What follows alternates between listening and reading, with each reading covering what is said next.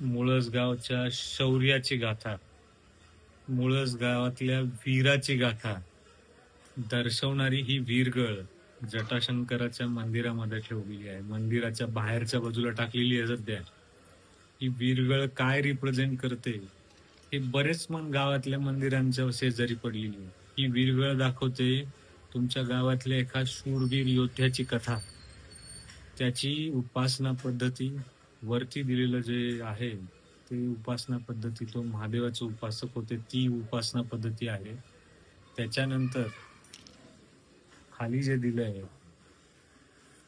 ती त्याची कुटुंब पद्धती होती, आणि कुठल्या युद्धामध्ये शौर्याने तो घोड्यावर बसून लढताना शहीद झालाय हे खाल्ल्या भागामध्ये उल्लेख आहे. अशा पद्धतीने जुन्या वीरांची वीरगिळ केली जात होती, ते मंदिरांच्या ठिकाणी ठेवून पूजली जायची. आता खूप जण ती विसरलीत. आपली मंदिरे, आपली संस्कृती माध्यमातून त्यांना परत उजागर करतोय आपण.